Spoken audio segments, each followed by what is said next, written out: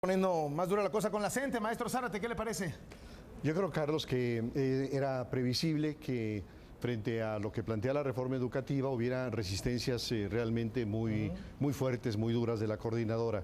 Y yo me preguntaría qué es lo que explica este nivel de resistencia.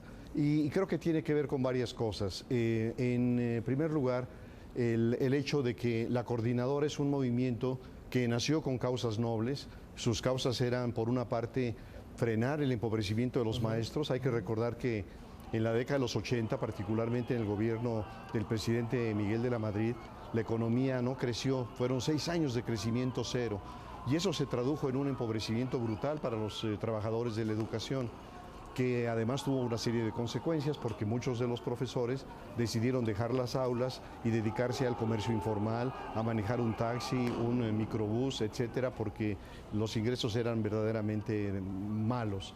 Y este movimiento, que también tenía como propósito sacudirse al cacicazgo de Carlos Conquitud Barrios y de la vanguardia Ría del Marío, se fue pervirtiendo y en un momento determinado se convirtió en un espacio de poder que, a través de una serie de líneas de acción que todos hemos visto y que muchos han sufrido, especialmente en el caso de Oaxaca, a través de bloqueos de carreteras, de toma de edificios públicos, de quema de expedientes, de secuestro y robo de mercancía, de vejación a funcionarios públicos y a dirigentes de partidos. A través de todo esto fueron intimidando a los gobiernos, y gobiernos blandengues como el de Oaxaca, como el de Michoacán, como el de Chiapas, como el de Guerrero, fueron cediendo. De Los tal manera, actuales y los anteriores también. así es, estamos hablando de lustros en realidad en los que los gobernadores no estuvieron dispuestos a aplicar la ley. Entonces lo que hicieron fue alimentar a un monstruo. En segundo lugar, yo creo que explica también las resistencias la sobreideologización del movimiento. Y esta sobreideologización tiene que ver también con la formación de los profesores. Un caso significativo me parece que es el de la normal rural de Ayotzinapa, en donde, bueno, vemos en los reportajes cuáles son las figuras emblemáticas que están en los muros. Está Lucio Cabañas, dirigente guerrillero de la década de los 70, está Genaro Vázquez Rojas, pero está también el Che Guevara o está también Stalin.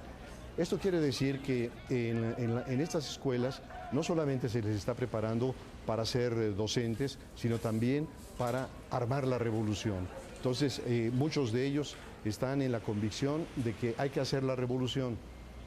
Y en términos, en la lógica del marxismo, lo que esto se traduce es en agudizar las contradicciones del capitalismo, de tal manera de generar condiciones para una insurgencia popular.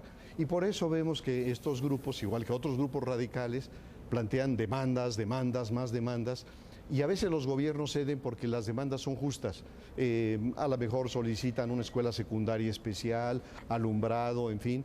Y el ir cediendo también significa ir construyendo más fuerte estos liderazgos, y entonces es seguir pidiendo, hasta que llega un momento en el cual enfrentan a los gobiernos ante la disyuntiva de dejar de ceder y, en su caso, el tener una reacción enérgica frente a ellos. Y eso es lo que ellos están esperando. Lo que están esperando es muertos, que en su traducción serían mártires, porque, de nuevo, en su lógica, los mártires potencian el movimiento. Y una tercera condición que me parece que es ineludible, y es una enorme responsabilidad de los gobiernos, es el enorme abandono en amplias zonas de esos estados, de Chiapas, de Michoacán, de Guerrero, de Oaxaca, en donde persisten niveles muy grandes de pobreza, en donde existen cacicazgos, en donde existe la falta de oportunidades para los jóvenes. Así que todo esto genera estas condiciones para oponerse y aferrarse a los privilegios y a las condiciones que tienen. Y por parte del gobierno, creo que lo que está pasando con el gobierno del presidente Peña es que en los primeros 2 años mantuvo la misma postura de los gobiernos anteriores: ceder, pero a partir de las elecciones intermedias, de las elecciones federales intermedias, decidió un giro importante, y hoy lo que vemos es una coordinación no solo de la Secretaría de Educación Pública, de Gobernación, de PGR, de Hacienda, tratando de cerrarles estos espacios, porque para el gobierno del presidente Peña es estratégica la reforma educativa, y por otro lado es una forma de medir la eficacia de su gobierno.